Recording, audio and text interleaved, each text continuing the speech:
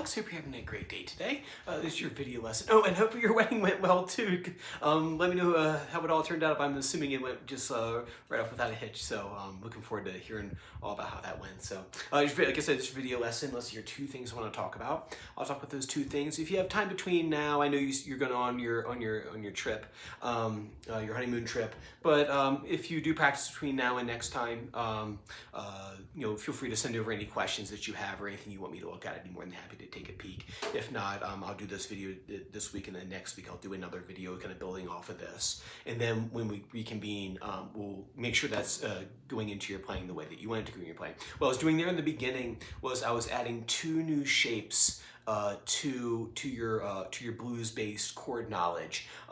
Like I said before, these are dominant seventh chords, and this is what a lot of blues is going to be based off of. So we're going to want to know a bunch of different voicings and how they interlock with one another. That's the big thing, is making sure that you can interlock them together. And then that way, no matter where you are on the fretboard, you know what chords are in that position that are going to work, or what voicings are going to work, and then what melody notes you can add to them. I'm not going to talk about the melody notes you can add to them. You did a little bit of that in the beginning of this, but that'll be a step. Once we understand what we were talking about last time about a major scale and how it's constructed, then that way when we talk about what notes go with this, it'll make total sense. So let's not add that in quite yet. Let's just do this now, and then when we reconvene, we can cover that theory point, and then we'll connect the playing part with the theory part that we're learning, and it'll do like this if everything goes according to plan, which it will.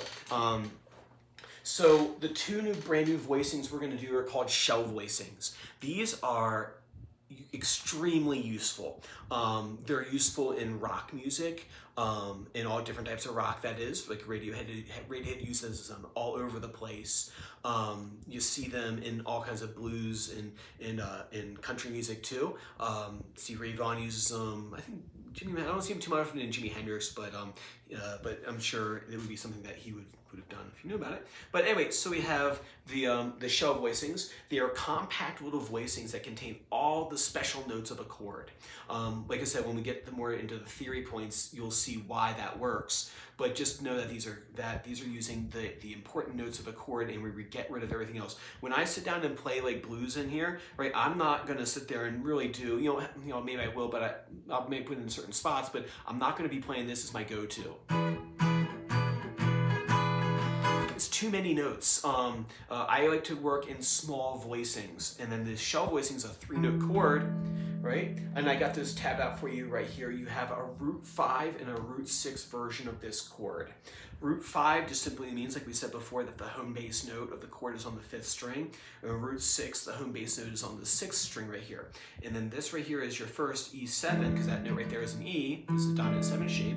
So I have this. So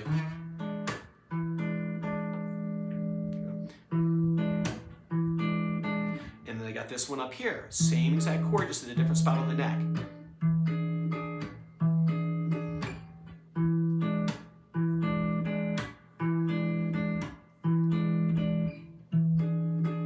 Right, now just practice going between those two chords so I get the movement down nice and smooth. And then what you can do is, since this voicing right here, the one I have on the page, since the root note is on the 6th string, if I want to play that as an A7, so say if we're playing, Deep River Blues, I'll go, okay, well the next chord in the song is going to be an A7. See, nice, it's not super chunky like this guy. It's too many things for me, so I have to do a little tiny voicing right there. So if I play the E7, this voicing right here, and then I go to my A7, and then that works because this is the root 6 version of the chord voicing. This note is A right here, so I just simply move that chord down there, and then I have this.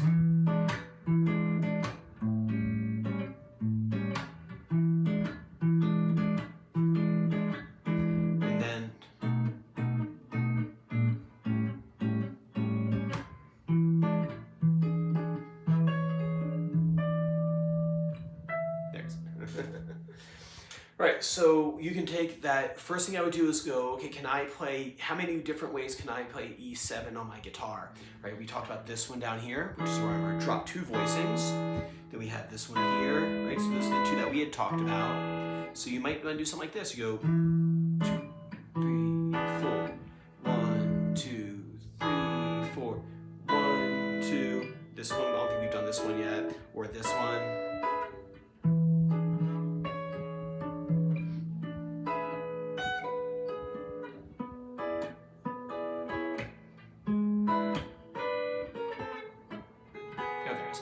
kind of like what we talked about last time, where you can do these little double stops. But so start off with that, be able to play the E7 chord all over the fretboard. You can do like a little 12-bar blues in E, where you can kind of find these chords for the A and the B7.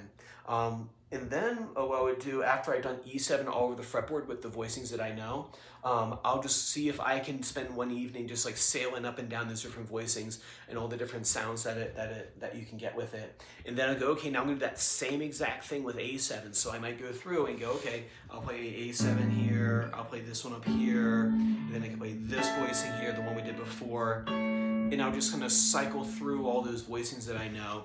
And then do the same thing for the B7. And then when I would combine the E7 and the A7, that way you can practice like how to voice those chords smoothly between one another. So if I did.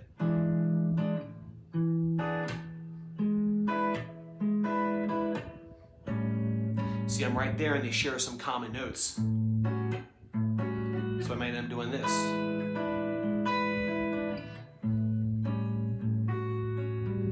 Fits really nicely, and you can finger style these chords as well. There's no reason why you can't. You know, if I did, and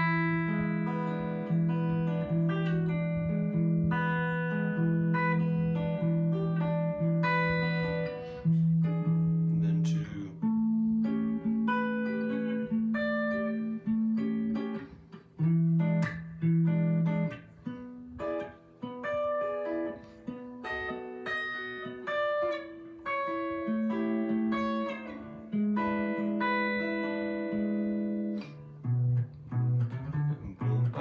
there it goes.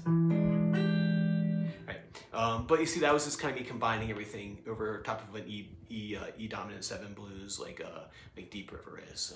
I didn't even know there's a diminished chord in there, but all right. Well, so work on that for me. So do one chord, do the E7 all over the fretboard in all the different ways you know. Do the same thing with A7. See if you can move between those two voicings without losing your place, and then we'll combine all those with the theory points that you learned, that we're going to learn, that will tell you why all this works. So, all right, man. Like I said, I'll touch base next week. Have a happy wedding, and I will see you next time.